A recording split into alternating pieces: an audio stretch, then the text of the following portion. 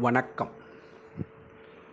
வணக்கம் சொல்வது உங்கள் திருஞான சம்பந்தம் கும்பகோணத்திலிருந்து. நமது தமிழ்ச்சித்தர் யூடியூப் சேனலுக்காக குரு பெயர்ச்சி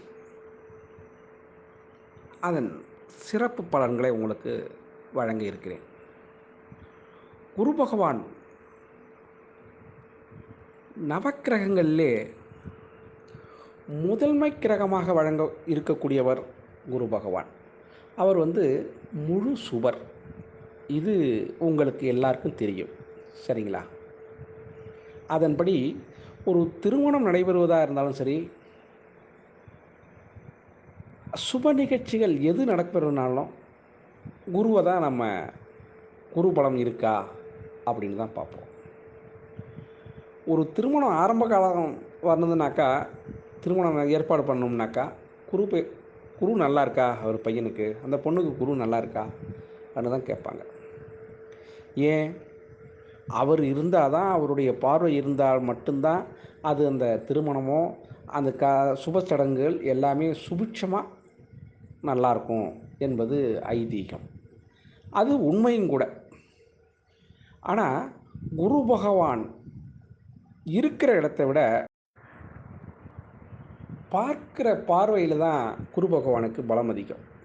அதுதான் சிறப்பும் கூட. அவர் எந்த இடத்த பார்க்குறாருன்னா, 5ஆம் இடம், 7ஆம் இடம், 9ஆம் இடம் இதை பார்க்குறார்.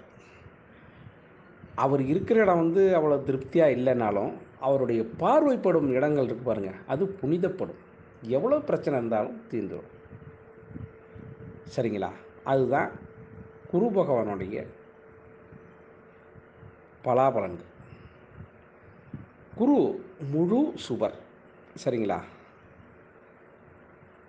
அவர் யாரோட சேர்ந்தாலும், ஒரு சரியில்லாத கிரகத்தோடு சேர்ந்தாலும் சரி, அதாவது பாவரோடு சேர்ந்தாலும் சரிங்க, அந்த பாவரையும் மாற்றக்கூடிய தன்மை பெற்றவர் குரு பகவான். அதன்படி சுவரோடு சேர்ந்தால் இன்னும் கொஞ்சம் பவர் கூட, பாவரோடு சேர்ந்தால் இன்னும் கொஞ்சம் அந்த பாவரையும் திருத்தி நான் நல்லது செய்கிறேன்னு சொல்லுவார், செய்வார். அது மாதிரி தன்மை மிக்கவர் அவர். இதுகாலம் மேஷ ராசியிலே இருந்துகிட்டு இருந்தார். இப்போ ரிஷபராசிக்கு போகிறார். என்னைக்குன்னா 1/5/2024 முதல் 11/5/2025 வரை ரிஷபராசியிலேயே தங்கி 5ஆம் பார்வையாக, அங்கே ரிஷபராசியிலிருந்து 5ஆம் பார்வையாகவும் 7ஆம் பார்வையாகவும் 9ஆம் பார்வையாகவும் பார்வையை செலுத்தப் போகிறார். அப்படி அவர் செலுத்தக்கூடிய பார்வைகள் எந்தெந்த இடத்த பார்க்குதுன்னா, ரிஷபராசி அவர் இருக்கக்கூடிய லக்னம், அதிலிருந்து 5ஆம் பார்வை கன்னியை பார்க்கிறார். 7ஆம் பார்வையாக விருச்சிக ராசியை பார்க்கிறார். 9ஆம் பார்வையாக மகரத்தை பார்க்கிறார். ஆக இந்த 3 ராசிகளை அவர் பார்க்கிறார்.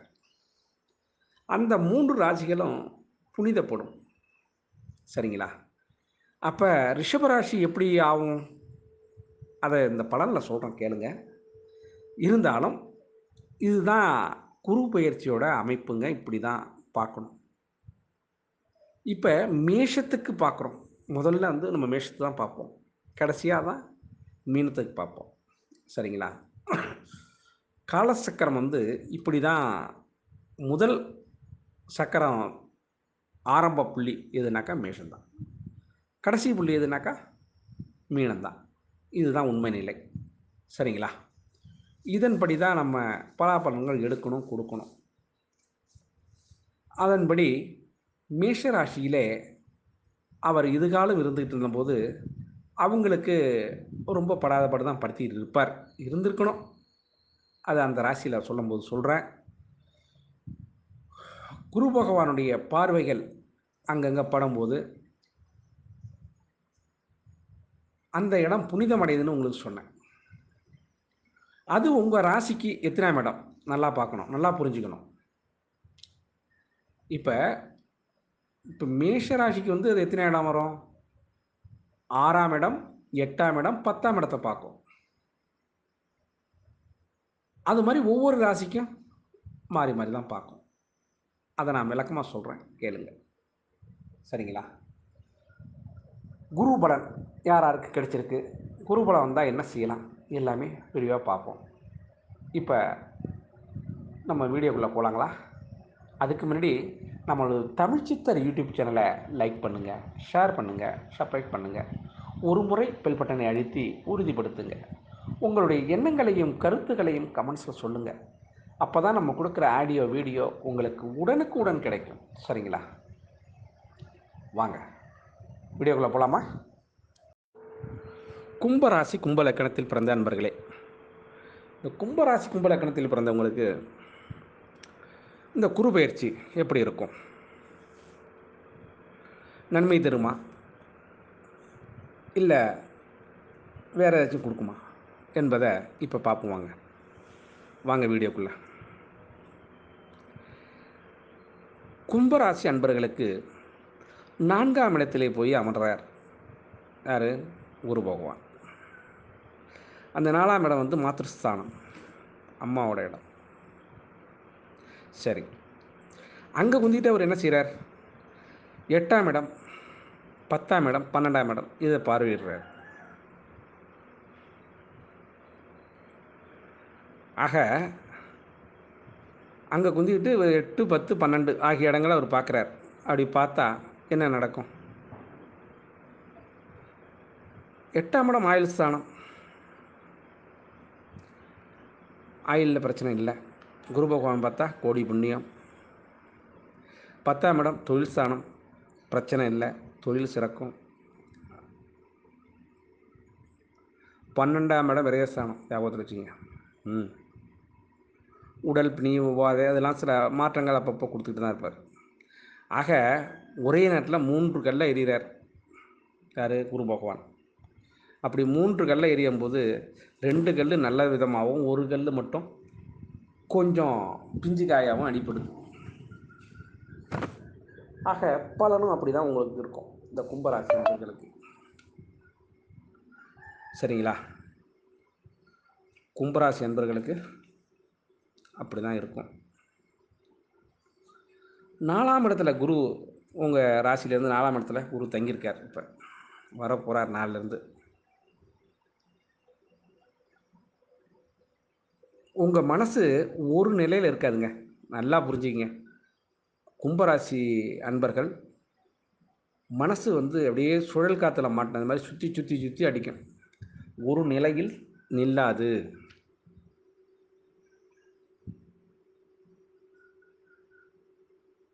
செய்தொழில் பெரிய ஆதாயம் ஒன்றும் பெருசாலாம் கொடுத்துடாது.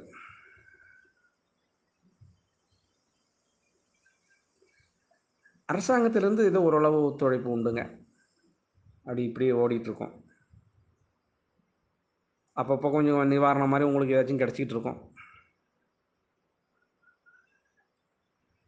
12ஆம் இடத்தை பார்க்குறாருன்னு சொன்னேன்ல, அதனால் உடலில் சில அப்பப்போ ஒரு சின்ன சின்ன பிரச்சனை, கொஞ்சம் நோய் நொடி இதெல்லாம் இருக்க தான் செய்யும். இதெல்லாம் இருந்தால் தாங்க உயிர் இருந்தால் தான் உயிர் இருக்குன்னு அப்போ தான் நினைவு வரும். கை கால் வலி, தலைவலி, வாயு வலி, இதெல்லாம் வலி இருந்தால் தான் உடம்புல உயிர் தங்கியிருக்குன்னு அர்த்தம். இல்லைன்னா இல்லை.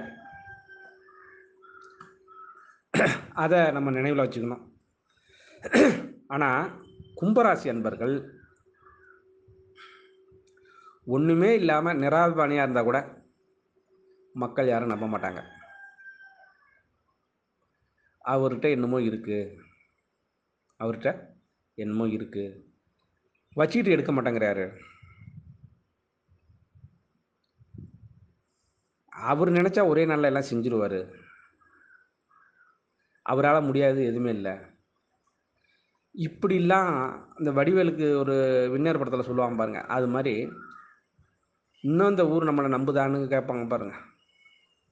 இவங்க சொல்லி சொல்லி சொல்லி ரணகலமாக்கிட்டான்னு சொல்கிறார்ல, அதே மாதிரி இதெல்லாம் சொல்லி சொல்லி சொல்லியே இந்த கும்பராசி அன்பர்களை எல்லாம் மேலேயே வச்சு பார்த்ததே முடிச்சிட்டாங்க காரியத்தை.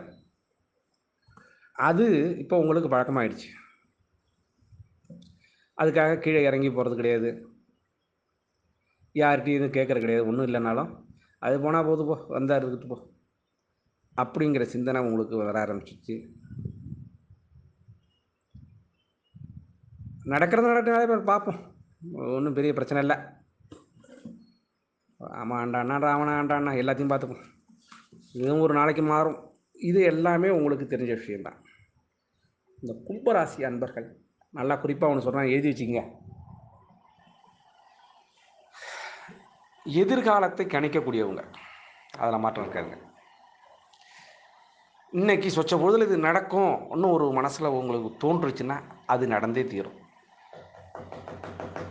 அதில் மாற்றம் இருக்காது. அது மாதிரி எதிர்காலத்தை அதாவது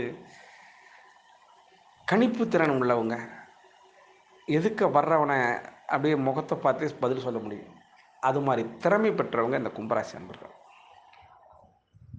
சரி, குரு பயிற்சிக்கு அதுக்கு என்ன சம்பந்தம், அதை சொல்கிறேன் கேளுங்க.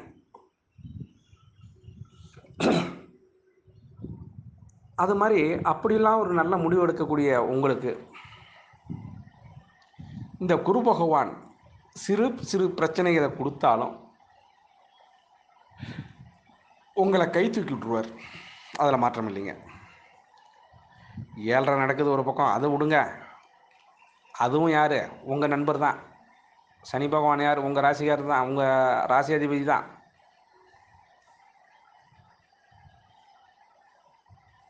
உரலுக்கு ஒரு பக்கம் இடி, மத்தளத்துக்கு 2 பக்கம் அடி, புரியுதா? அது மாதிரி தான் இப்போ கும்பராசி அன்பர்கள் எல்லா பக்கத்துலேயும் பிரச்சனை தான். இந்த பிரச்சனையிலேருந்து மீண்டு வரணும். ஆனால் அப்பப்போ உங்களுக்கு ஒரு ரிலீவு கிடைக்குங்க, அதில் மாற்றம் இல்லை, ரிலீவு கிடைக்கும். குழந்தைகள் நல்லா படிப்பாங்கங்க, அதில் மாற்றம் இல்லை. கணவன் மனைவி உறவு ரொம்ப சிறப்பாக இருக்கும், அதுலேயும் ஒன்றும் தவறு இல்லை. புதுசாக வாகனங்கள் வாங்கிறதுக்கு ரொம்ப நாளாக யோசனை பண்ணிகிட்டு இருந்தீங்க, வாங்கலாமான்னு. கடைசி நேரம் பார்த்துட்டு போய் டிவியில் நினச்சி எடுத்துருவோம் போங்க ஆன்ட்டு எடுத்துடுறீங்க, அதில் மாற்றம் இல்லை, எடுக்கலாம். இது நடக்கும். யாருக்கு? கும்பராசி கும்ப லக்னத்தில் பிறந்தவங்களுக்கு இது நடக்கும், அதில் மாற்றம் இல்லை. இன்னும் விரிவான பலன்கள் உங்களுக்கு தெரியும்னா சுயஜாத அடிப்படையில் பார்த்தா தான் ஃபுல்லாக சொல்ல முடியும். மேலே சொல்ல பலன்கள் யாவும் பொதுவான பலன்கள் தான், முழு பலனும் உங்கள் ஜாதகத்தை பார்த்தா தான் சொல்ல முடியும். உங்களுக்கு சந்தேகம் இருந்தால் உங்கள் ஜாதகத்தையும் கேள்வியும் கேட்டு வைங்க, கமெண்ட்ஸில் நினச்சோம் அதுக்கு தக்க பதில் உடனே வழங்கப்படும் என கூறி உங்களிடமிருந்து தற்காலிகமாக விடைபெறுவது உங்கள் திருஞான சம்பந்தம், கும்பகோணத்திலிருந்து. வாழ்க நலமுடன்.